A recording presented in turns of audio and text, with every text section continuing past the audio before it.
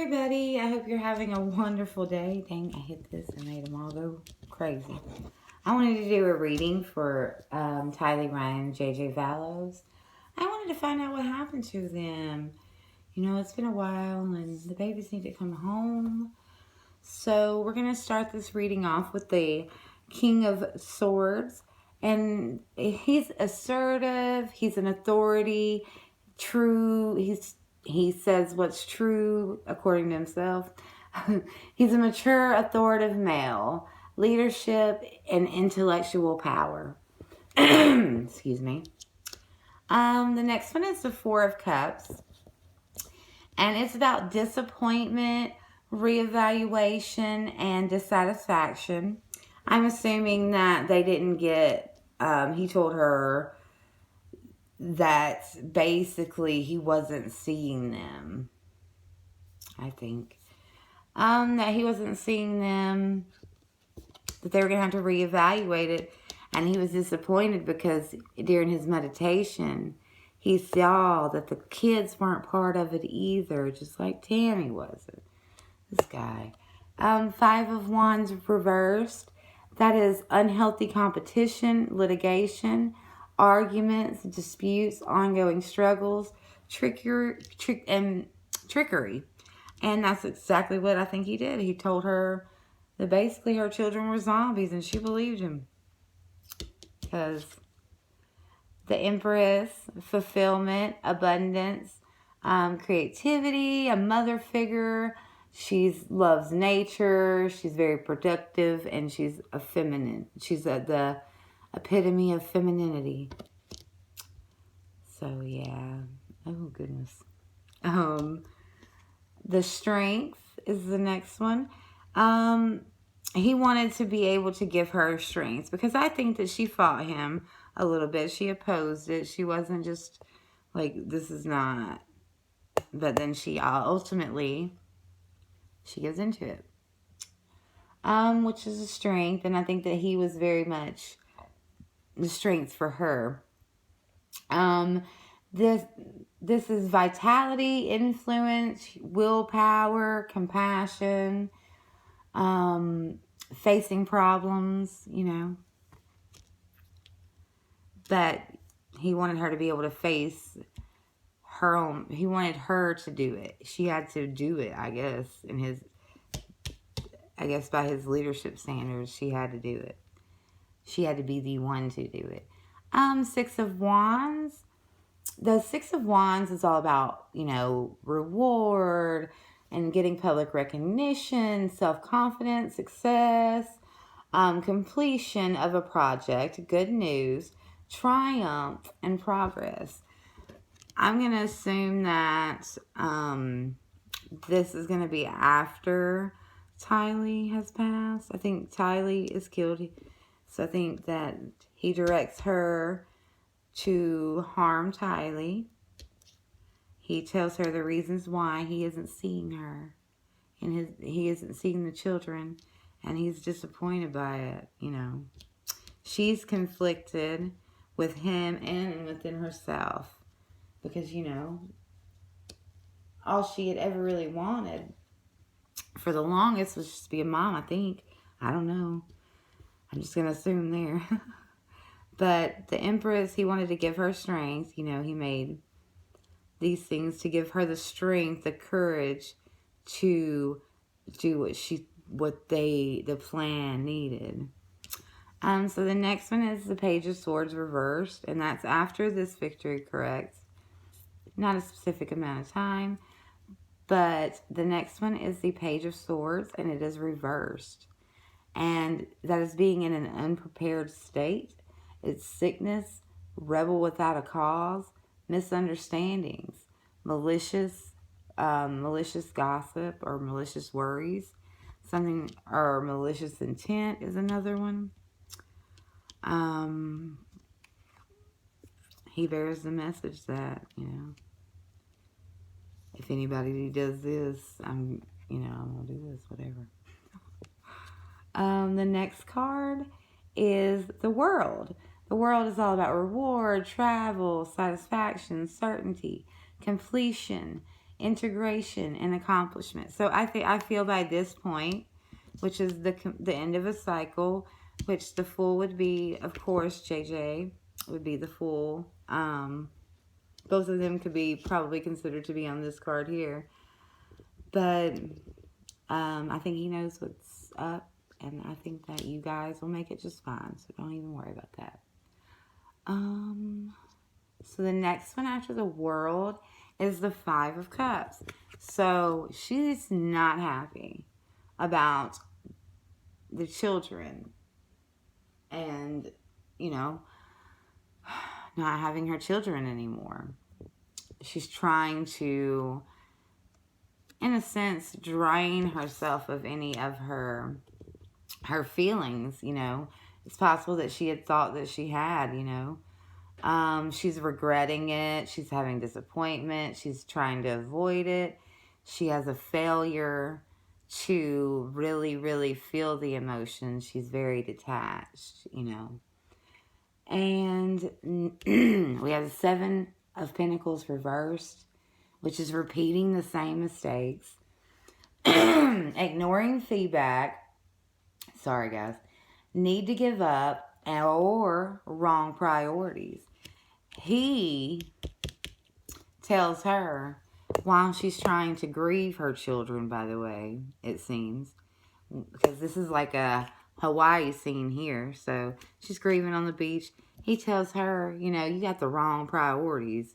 You don't need to be grieving. You shouldn't be grieving your children. You know, we got what we needed. We were successful in, well, he was successful in eliminating the children. And he didn't feel like he got any reward out of it yet. He's waiting for the reward. He's waiting for the money. That's all he gives a flying heck about. And the next card is going to be the Queen of Cups reversed. And I think this absolutely represents Lori. And it's taking on others' pain, a lack of emotional boundaries, and vulnerable, being vulnerable. I think that you should never be getting with people when you're vulnerable like that and give someone something that they can try to use against you in some kind of way. It's not take your hard times and do something bad about them. So she's feeling very empty too. She's kind of drowned out. She's like tired of the work. She's tired of it. She feels like she gave up everything. She gave up her brother. She gave up her brother. She gave up her 2 children. And he gave up his wife. And that's absolutely it. She feels it's very, very unfair. And she feels imprisoned. And she is imprisoned. But she feels frustration. She feels like she's a victim. She feels like there's too many obstacles. She feels constrained. And she's disillusioned. She's like, she's coming up. I do think that he got,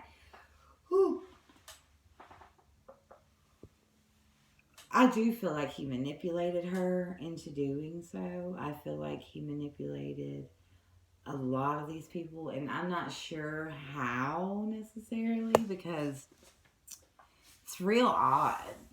Like, he's not a good looking man, first of all. But second of all, zombies, you know, anything you can imagine. Like, I could even go with that. But you're always going to need clothes on this side of the land. In the United States, except for at nudist colonies and stuff like that. But other than that, I'm sorry. But you're going to have to wear clothes, my friend. For some reason, I think it's my allergies are kicking in on me. From choking on my soda earlier. I just don't understand. But it seems to me that Chad ordered it. He was the strength behind it.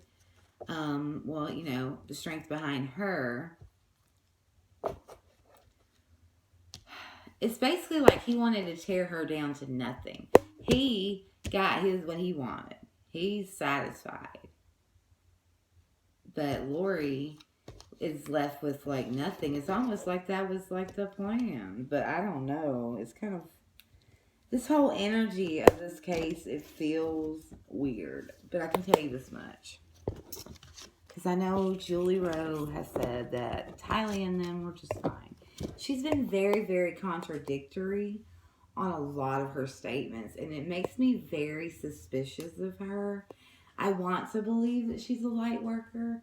And, you know, she's just using her abilities like us all. And she just sees like extra stuff.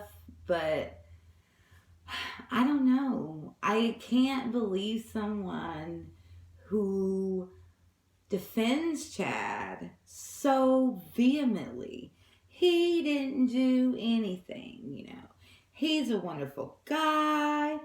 And then, not long after that, especially when they started getting the bad publicity, she's like, you know, I started to get messages from Spirit about him and telling me not to listen to him, that he's working with the dark side now. Like Lori's like the bad witch from out of state, which she probably is. I'm not trying to say that I don't think Lori is guilty.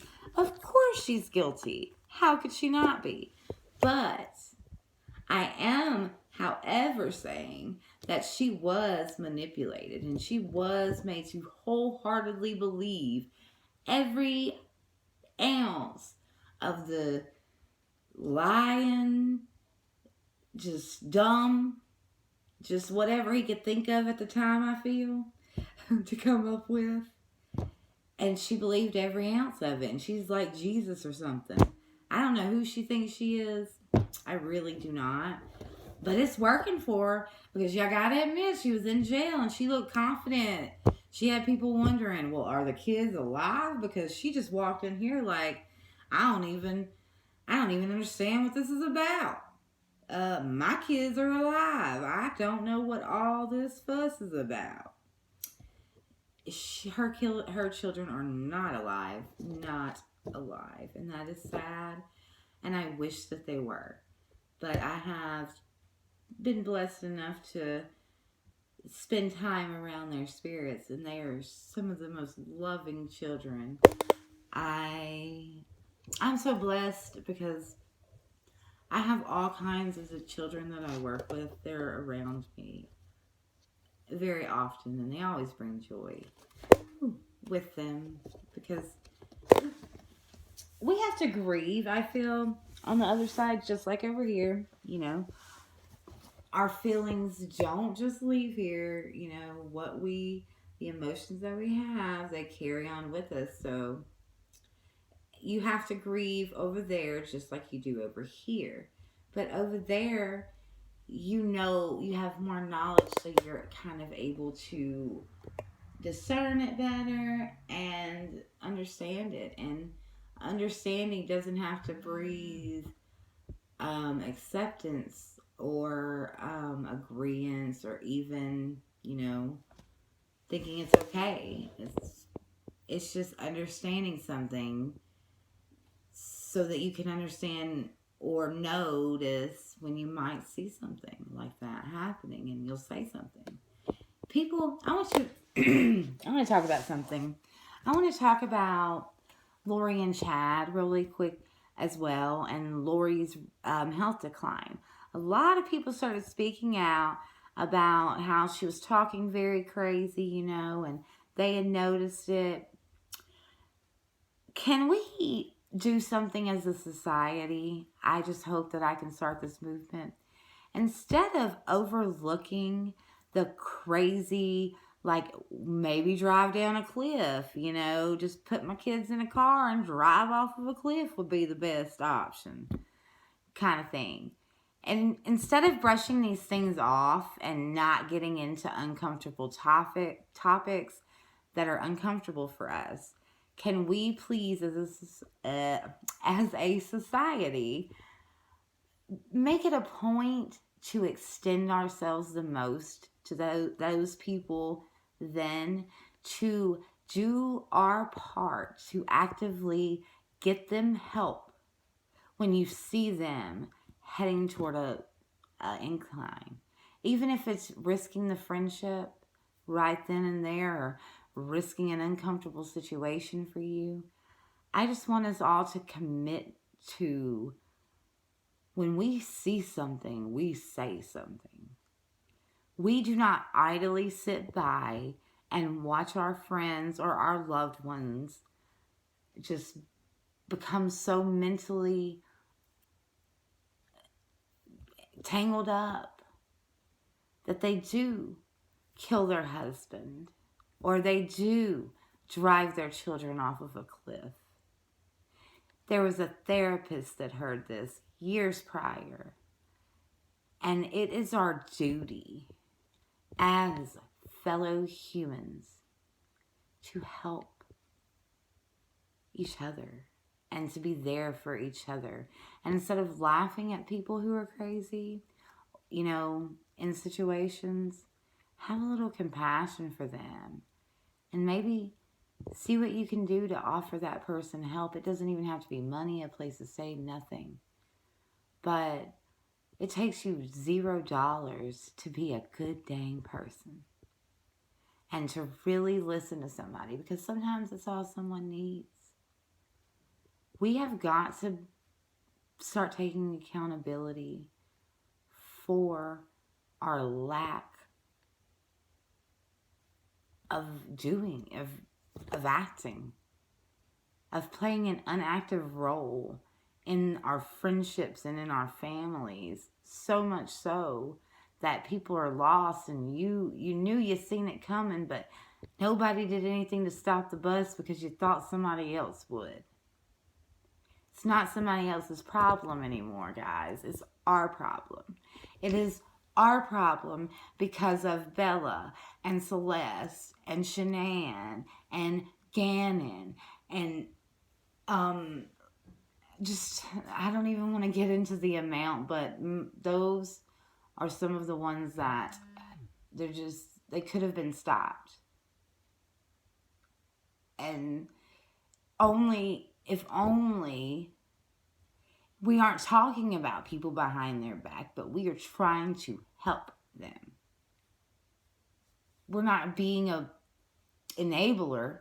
We're trying to help them, help each other grow, help each other be better. Don't let your friends kill their kids when you see that they're about to crash. Just be better, everybody. We all, me included, all of us. Please, when this is all over, please, or now even, you can call someone and save someone's life. Don't cry about it when it's over and there's nothing you can do. Do something while you can. And that is my message. And please like and subscribe to my channel. I am not always preachy. I am sometimes, but I am very passionate. If we take mental health, not with kid gloves, not walking around issues, not stepping on, eggshells, keeping from stepping on eggshells to keep whatever subject might trigger someone. It is dealing with that stuff. Getting down to the shit. Excuse my French. All right, guys. Y'all have a lovely day.